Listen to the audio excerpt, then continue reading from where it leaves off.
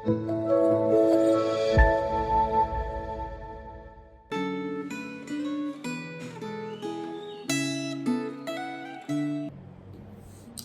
Bapak Ibu Saudara, hari ini 17 Agustus 2024, hari kemerdekaan bangsa kita yang ke-79.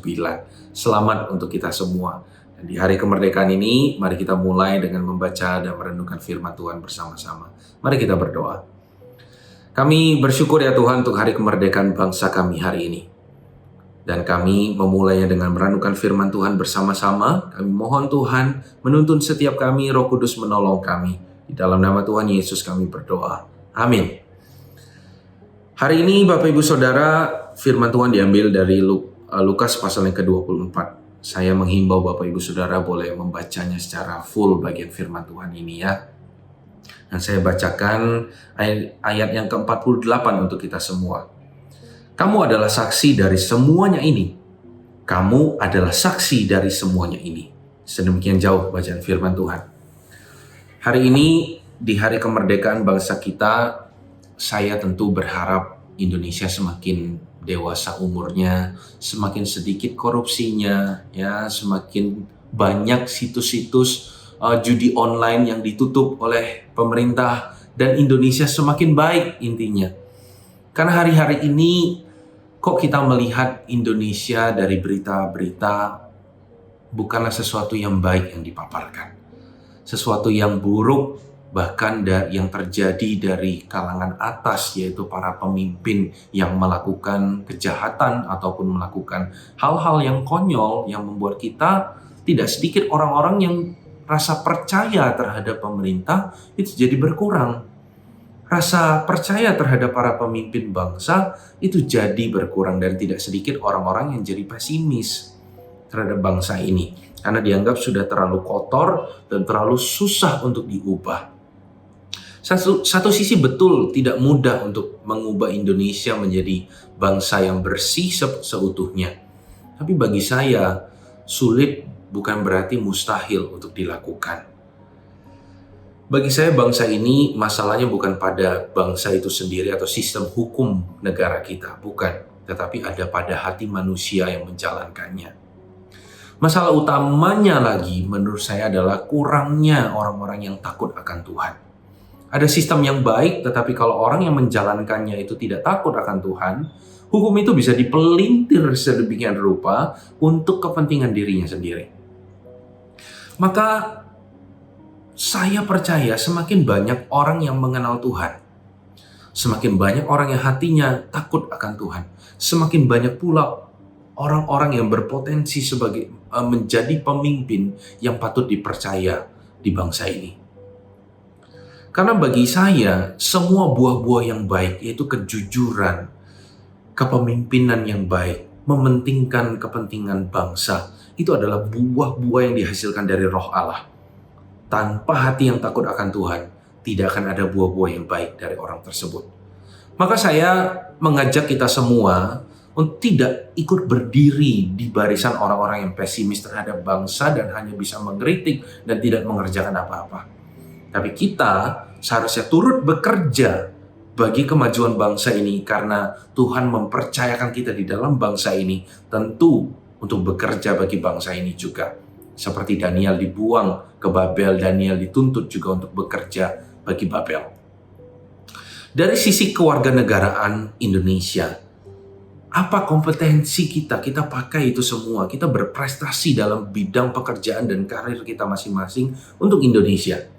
Tetapi dari sisi kewarganegaraan surgawi kita sebagai orang percaya, kita juga terus bekerja bersama dengan Allah di dalam bangsa ini. Sebab saya percaya sampai hari ini Tuhan sendiri tidak berhenti bekerja bagi Indonesia. Setiap hari ada orang-orang yang dipertobatkan oleh Tuhan di Indonesia ini, Bapak Ibu Saudara. Di mana orang-orang yang dipertobatkan ini dipanggil Tuhan juga bukan untuk keluar Indonesia, tetapi untuk Indonesia itu sendiri. Mereka dipertobatkan, bertumbuh menjadi orang yang takut akan Tuhan. Dan tidak sedikit juga di antara mereka yang masuk dalam dunia pemerintahan. Tidak semua masuk dalam dunia bisnis atau di dalam gereja, tetapi juga ada orang-orang yang di dalam pemerintahan. Dalam Lukas 24 ayat 48, Dikatakan kamu adalah saksi dari semuanya ini. Perkataan Tuhan Yesus kepada para murid. Saksi atas apa? Dalam ayat yang ke-47, kita bisa menemukan bahwa ini tentang kesaksian atas apa yang Yesus lakukan. Atas apa yang Tuhan Yesus kerjakan. Seruan untuk bertobat dan menerima pengampunan dosa dan menerima keselamatan yang Allah sediakan. Memang perkataan ini ditujukan pertama kali kepada para rasul, yaitu Petrus dan kawan-kawan. Mereka adalah saksi langsung tentang kehidupan Tuhan Yesus, kematian dan kebangkitan. Dan kabar baik ini, kata Tuhan, harus disampaikan kepada segala bangsa mulai dari Yerusalem. Para rasul sudah memulainya 2000 tahun yang lalu. Mulai dari Yerusalem dan menyebar kepada seluruh bangsa sampai kepada Indonesia. Kita juga sedikit banyak menerima kesaksian dari para rasul. Dan kita yang hidup sampai hari ini meneruskan kesaksian dari para rasul. Kita memang bukan saksi langsung, tetapi kita saksi dari para rasul. Dan antara kita dengan para rasul sama-sama menyaksikan hal yang sama, yaitu apa? Kehidupan Yesus Kristus. Kita dan para rasul sama-sama percaya bahwa Yesus bangkit, Yesus hidup, dan Yesus menyelamatkan. Dan kita sama-sama percaya bahwa di dalam Yesus ada keselamatan, dan berita ini perlu untuk disampaikan ke bangsa kita, Indonesia. Kabar baik ini diperdengarkan bisa melalui perkataan kita, perkataan firman, tetapi juga bisa melalui sikap kita, prestasi kita, kesaksian hidup kita, keberadaan kita di tengah-tengah masyarakat, apapun karir atau pekerjaan kita. Walaupun kesaksian kita mungkin tidak sempurna, kita jatuh bangun dalam kesaksian kita, tapi minimal orang bisa melihat Yesus itu hidup di dalam hidup kita.